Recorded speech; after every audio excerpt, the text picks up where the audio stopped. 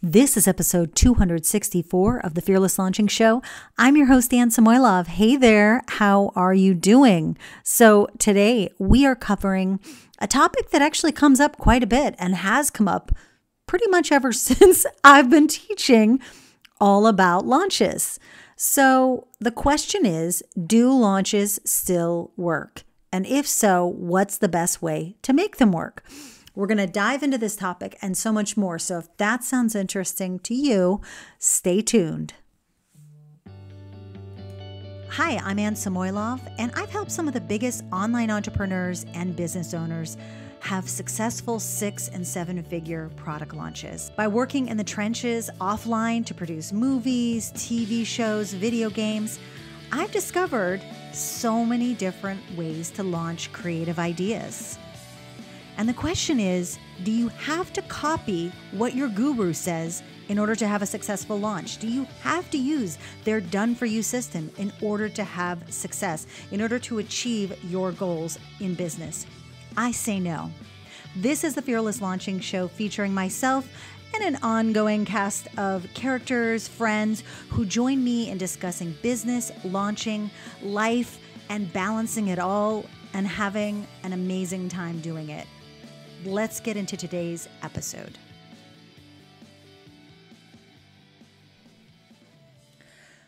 Welcome back to another episode of the Fearless Launching Show. Today, I'm going to talk through a topic that I've actually done Facebook Lives about. I've written a blog post about.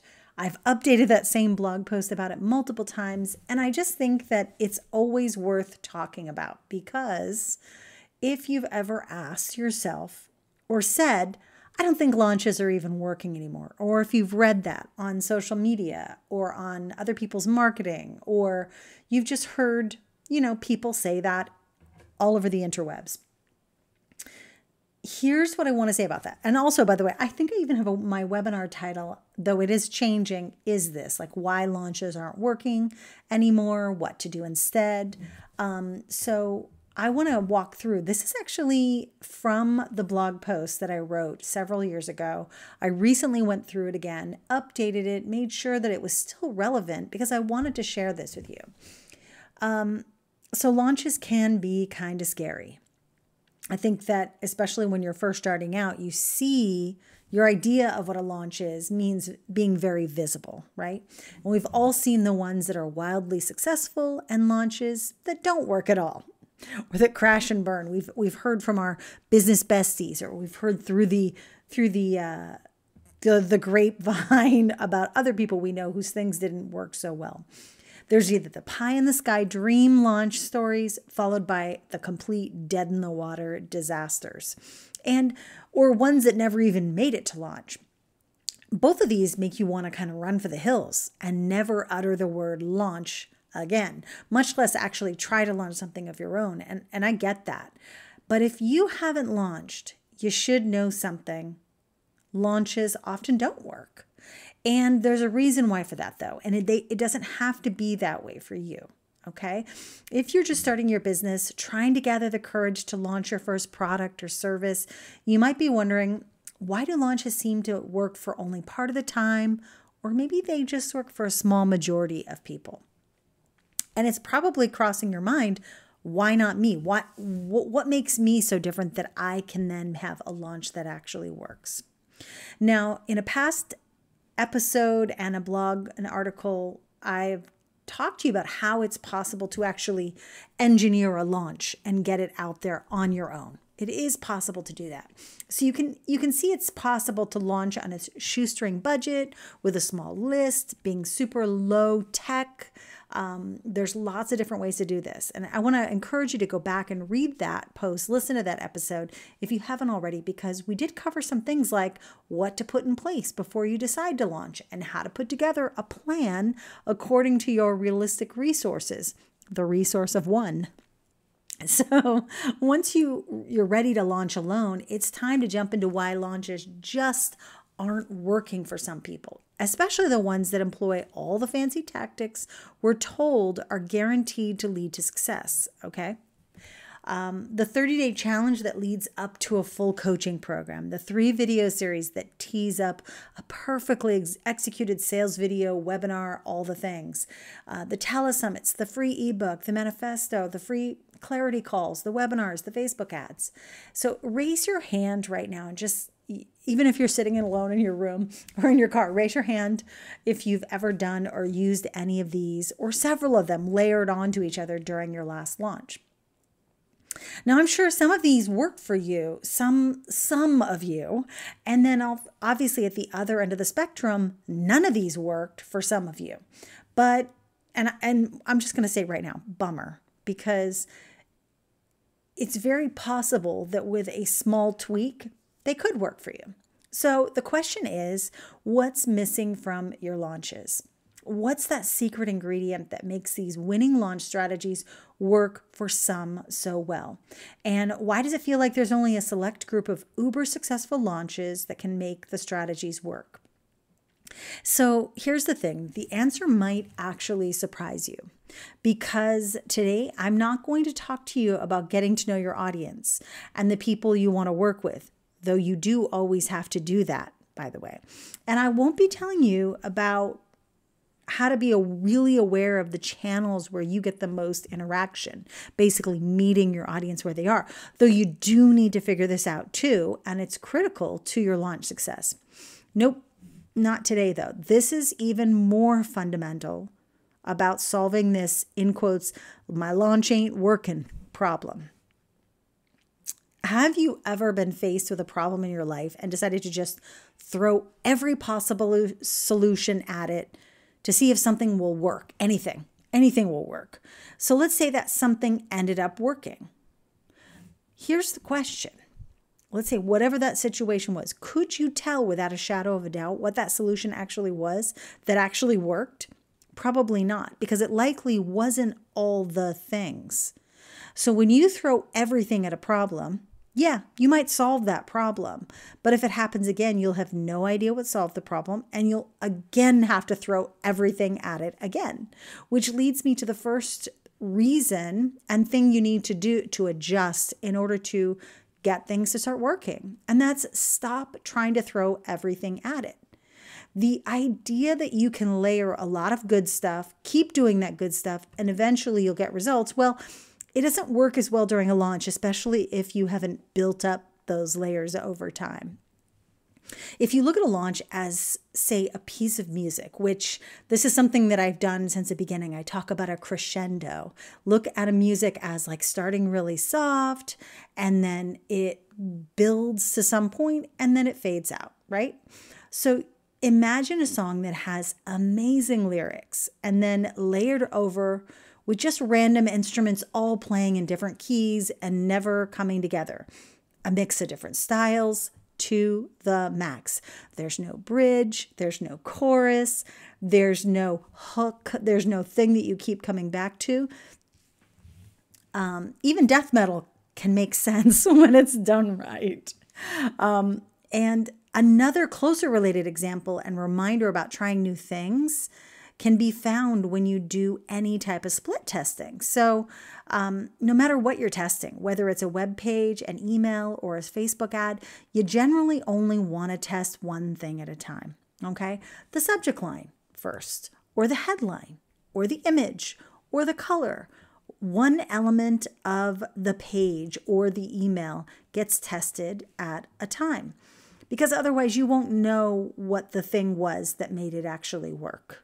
So that's important. I also wrote about doing a test with Facebook ads. Facebook ads have changed so much since that article, but it's worthwhile to see the process of testing something, especially when it comes to ads, because with ads, you don't want to just be like, well, that ad didn't work, and just throw up a whole brand new situation with new copy and new images and new everything and new audiences, because, I mean, why? Why would you do that? You're going to get the same information as last time. Maybe you'll hit the jackpot, but most likely you won't, and you won't know why. Okay? So the next thing I want to share is, again, so throwing everything at it at once isn't a good idea. So instead of that, try one thing. Try to layer one thing at a time. So so that you can know for sure, yeah, webinars are the thing that work for me. Or doing these Facebook Lives in my group really worked. But don't do all the things. Okay, the next part of this is really more doesn't always mean better. So in addition to testing, not even layering and building up to these amazing strategies, but in addition to testing too many strategies at once, there's another snafu that can actually happen, and it's what I call the hookup. So sadly, I've been guilty of this one myself, but everyone has to work their way through this error. We always think, oh, I'm going to do this, I'm going to do that. So you get this amazing idea about how you want to launch something, and you justify it in your head about why it's the most brilliant thing you've ever created. There's the warning sign. If you think it's amazing, make sure you tell someone else, preferably your ideal customer or someone who's already maybe a past customer, someone who's on your list, to give you that much needed perspective. So tell your launch strategy idea like a story to another person. And you can just tell it like a story to another person to see if it makes any sense. But to your ideal customer, it'll have like an extra added benefit of being something that they're going to understand, that they're going to be able to track and follow. When there's no link between your amazing ideas, there's no clear outcome for people, there's no build up to whatever you're launching, then it just feels like, well, that you just have a lot of stuff happening, right? And instead of just one thing at a time, really clearly, intentionally released. Okay. So here's how to know if you've got too much stuff. So first of all, you do want to talk to another person, get perspective from your ideal customer or someone else that you feel like understands what your business is and what you're trying to do, who might not fit into that ideal customer avatar category just yet. Okay.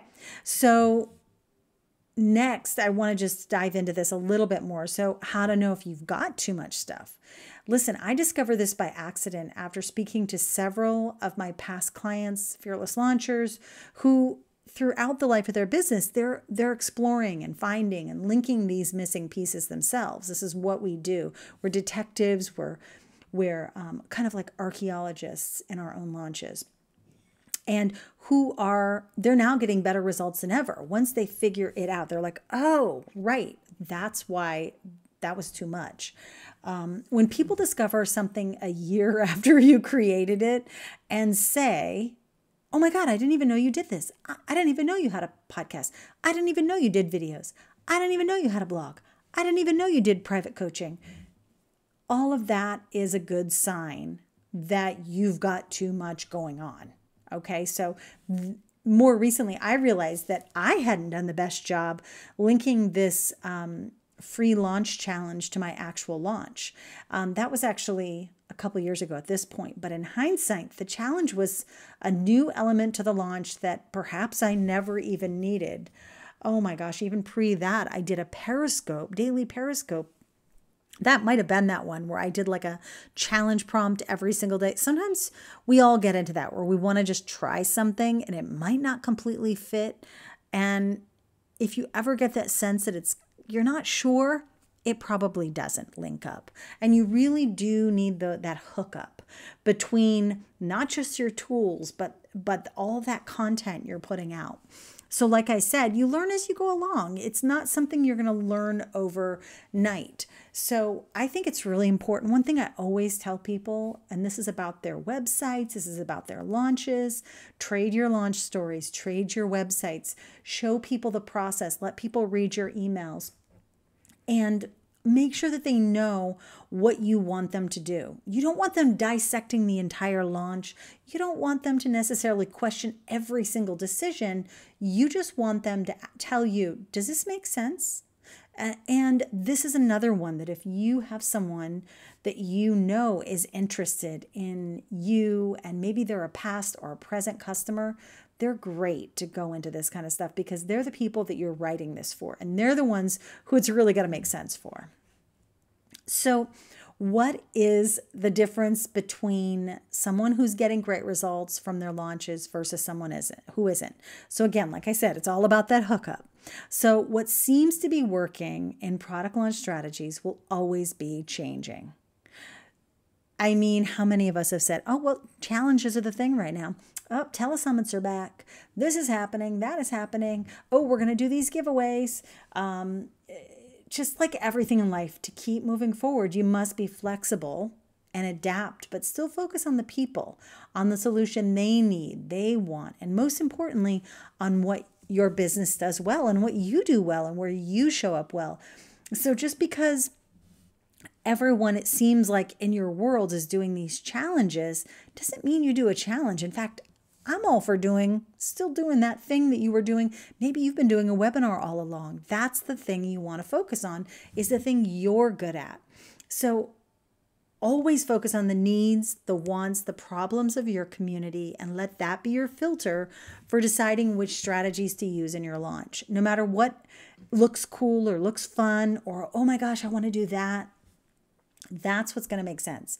During a launch, making sense matters. And what makes sense to people is when someone sees them, sees their needs, sees their wants, sees their problems.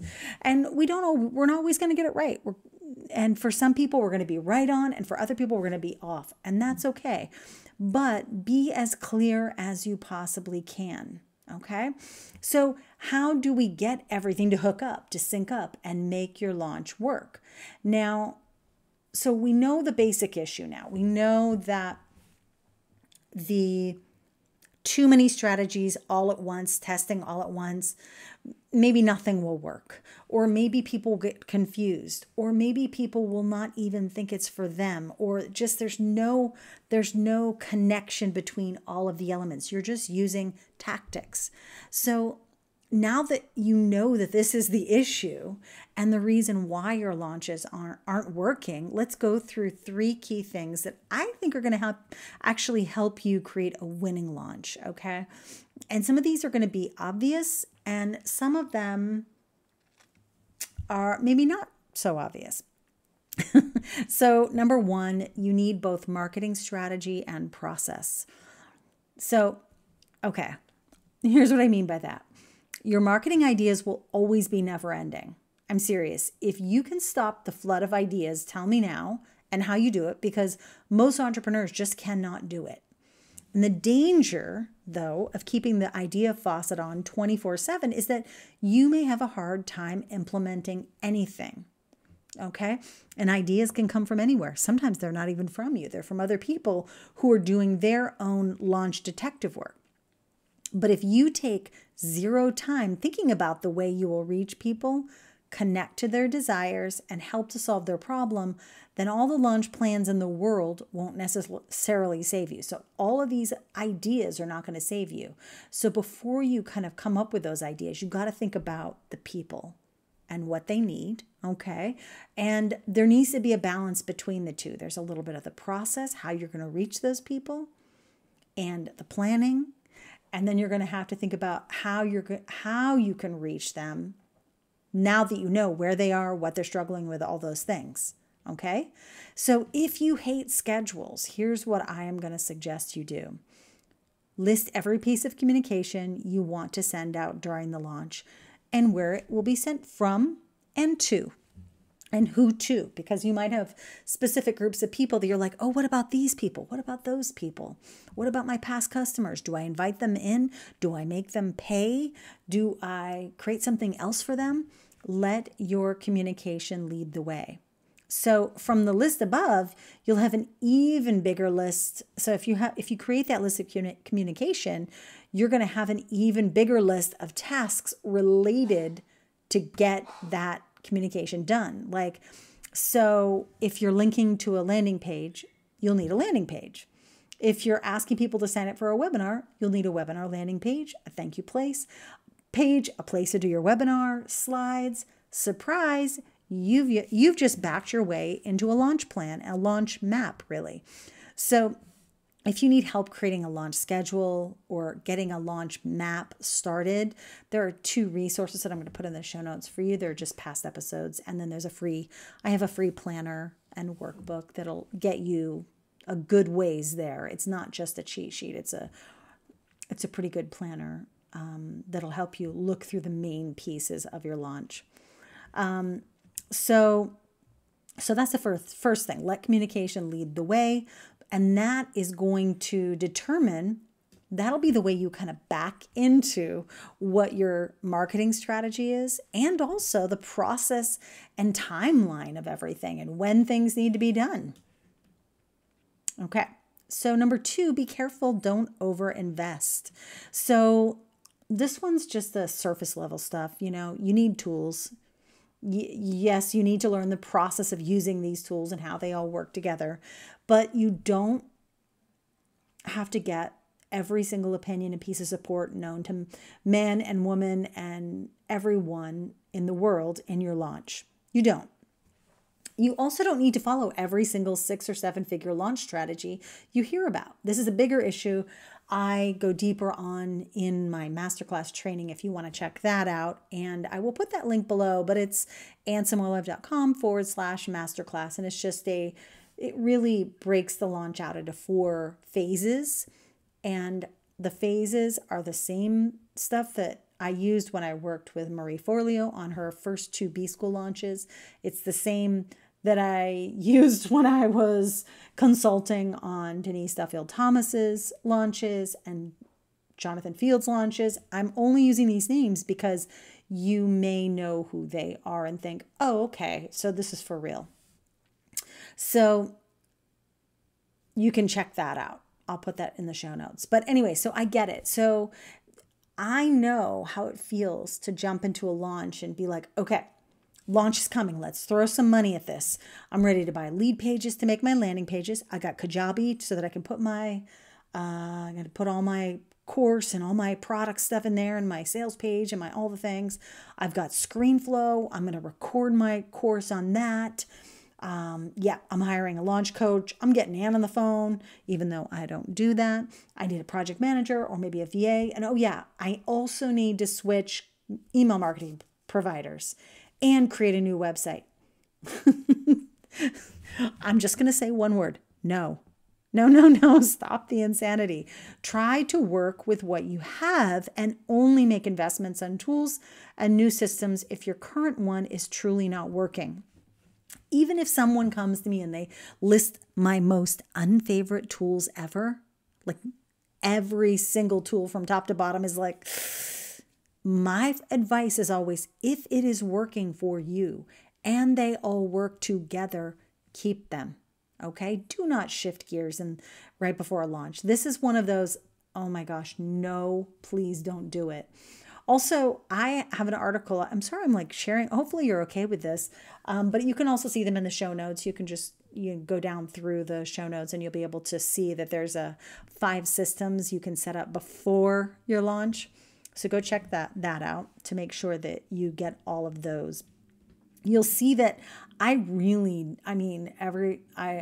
remember one client who didn't listen to me and it caused lots of problems when they shifted their shopping cart, but that was an emergency. We definitely needed to do that, but then it impacted and we had to do by hand figuring out certain affiliates. Systems need to be in place and tested thoroughly before your launch.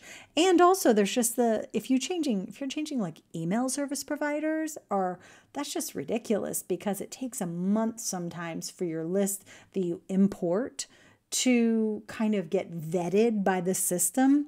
Sometimes it won't even, I changed to ActiveCampaign, which I really love, but I'm still seeing a lot of emails that aren't getting into the inbox. So it takes a bit. Okay, so let's move on to the next one. Number 3, you need to tell someone to call it a launch. So this is one of the easiest ways to link all the great stuff you're releasing to your audience is by opening your mouth and telling people.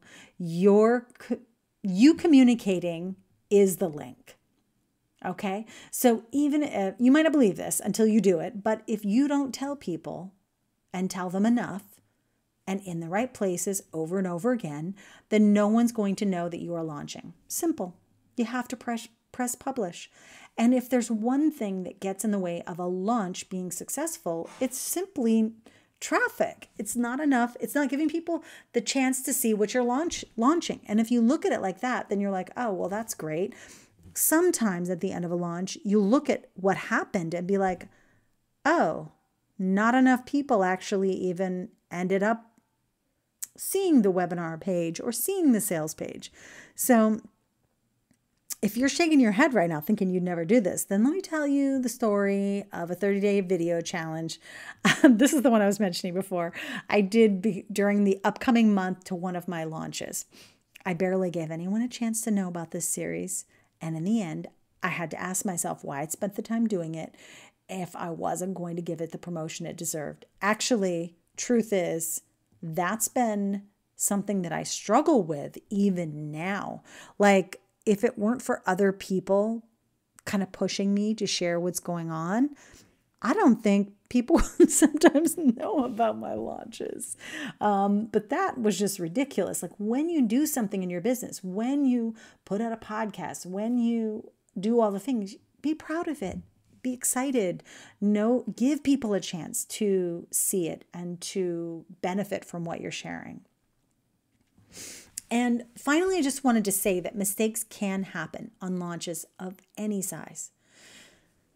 But not just that, okay?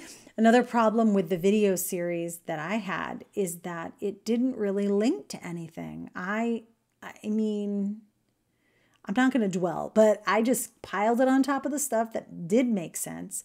And that's probably why I ended up not sharing it, because part of me knew that it would only seem like noise over the primary message I was sharing. Okay? So, yeah. That's another one for me to journal about and go to therapy about, but I digress. So now that you can see some of the reasons launches aren't working, let's figure out some specific ways to improve each of these areas. So what you're going to be seeing coming soon is I'm going to be covering some of my most asked questions and requests from you in the coming weeks. Not only that, but I've lined up a few ways for you to go deeper and get even more answers for your next launch. And of course, there's tons of resources in the show notes for today's episode, but I want you to find your answers, because there are answers. Your launches actually can work, and they will work if you are asking the right questions, if you are persevering and saying, I can figure this out. I'm going to find the person who can help me figure this out.